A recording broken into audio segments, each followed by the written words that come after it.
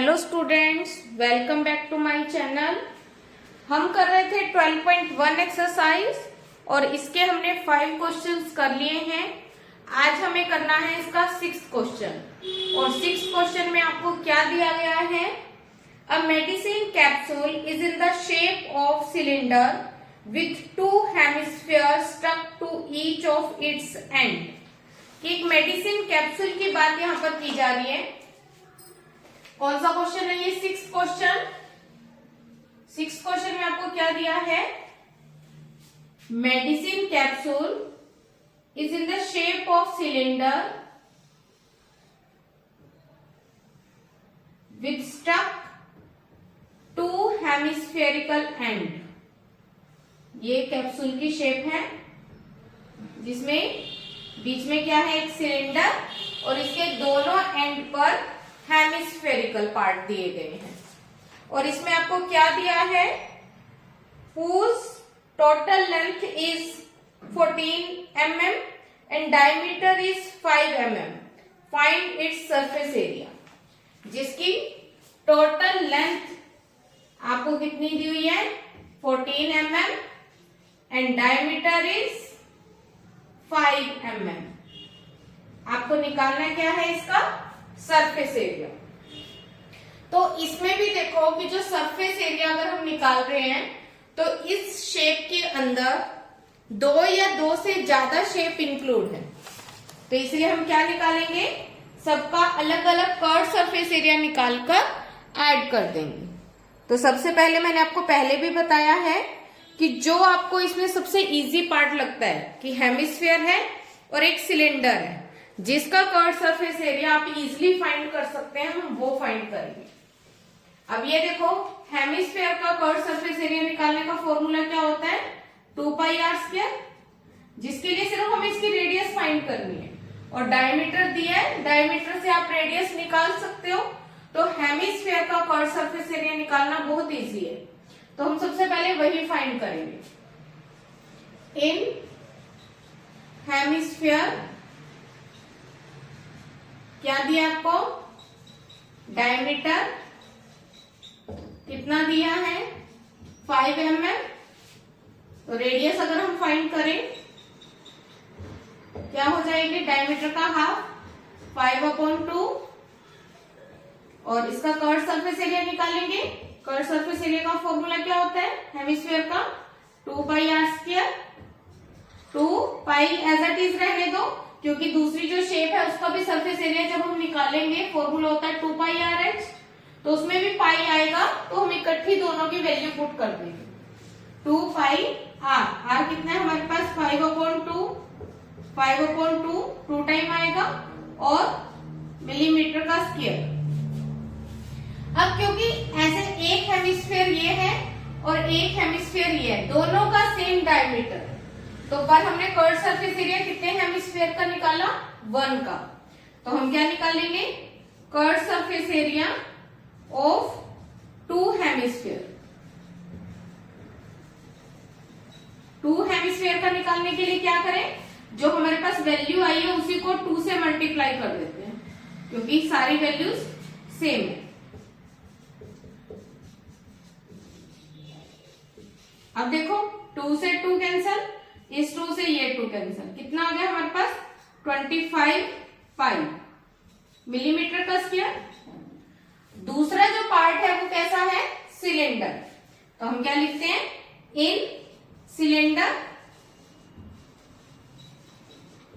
Cylinder में diameter कितना है? 5 mm और रेडियस इसका हाफ हो जाएगी 5/2।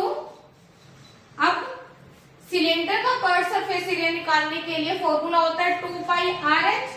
रेडियस हमें मिल गई, हमें क्या निकालनी है? इसकी हाइट। हाइट निकालने के लिए हम क्या करेंगे? देखो, हमें जो हाइट या लेंथ दी गई थी वो एंटायर कैप्सूल की दी थी, तो हमें क्या करना होगा? इस हेमिस्फीयर की हाइट और इस हेमिस्फीयर की हाइट टोटल लेंथ में से माइनस करनी होगी। और इसकी हाइट हम कैसे फाइंड करेंगे? ऐसा क्वेश्चन पहले भी आया था। तो हेमिस्फीयर की जितनी रेडियस होती है वही उसकी हाइट होती है, क्योंकि ये भी सेंटर और सरकमफ्रेंस के बीच का डिस्टेंस है, विच इज कॉल्ड रेडियस। ये भी रेडियस है, तो रेडियस की वैल्यू तो हमें पता है 5/2 है, तो मतलब इसकी हाइट क्या होगी 5/2। दूसरे हेमिस्फेयर की हाइट भी क्या हो गई 5/2, तो 5/2 को ऐड करोगे तो कितना आ जाएगा हमारे पास 10/2। मतलब इनकी जो टोटल हाइट है 2 रेडियस के इक्वल होगी, तो इसकी हाइट कितनी मिल गई हमारे पास 5।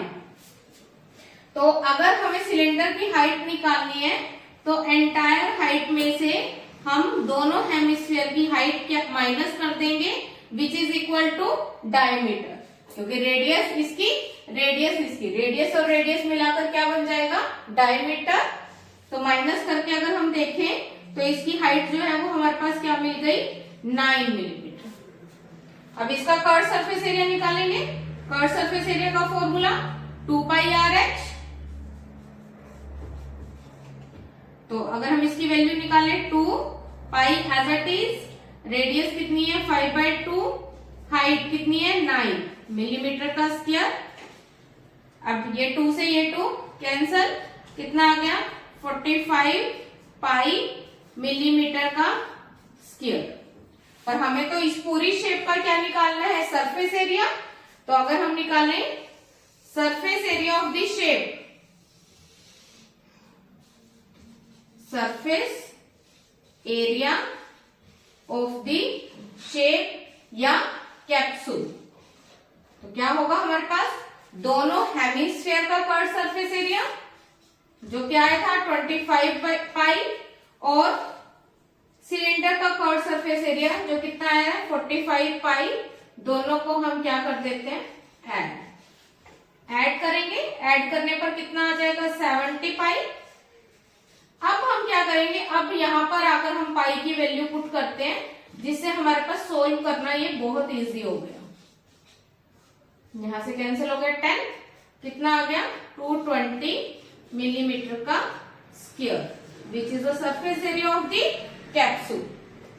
क्लियर है, करो नोट।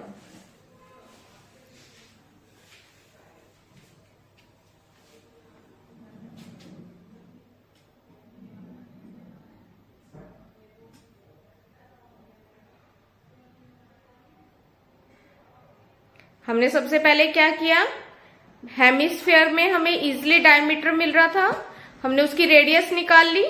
रेडियस से कर्व सरफेस एरिया का फॉर्मूला लगाया और एक हेमिस्फीयर का कर्व सरफेस एरिया निकालकर उसको 2 से क्या कर दिया मल्टीप्लाई। और फिर सिलेंडर में हमें डायमीटर तो पता था, उसे रेडियस निकाल ली। हाइट निकालने के लिए हमने क्या किया, एंटायर हाइट में से 2 हेमिस्फीयर की हाइट को माइनस कर दिया और वहां से उसका कर्व सरफेस एरिया निकाल दिया। और इन दोनों ही कंडीशन में हमने पाई की वैल्यू पुट नहीं की। हम पाई क्या करेंगे, दोनों में यूज हो रहा है तो सबसे लास्ट में पाई की वैल्यू पुट कर देंगे। तो टोटल सरफेस एरिया निकालने के लिए हमने क्या किया, हेमिस्फीयर का कर्व सरफेस एरिया और सिलेंडर का कर्व सरफेस एरिया को ऐड किया। ऐड करने पर 70π आ गया। अब आप पाई की वैल्यू पुट कर दो, जो क्या हो गई 22/7। अब 7 से कट डाउन होकर ये बहुत इजी सोल्व हो गया और कैलकुलेशन भी इसकी बहुत ज्यादा इजी हो गई। ठीक है, करो note down. Please like, share and subscribe. Thank you.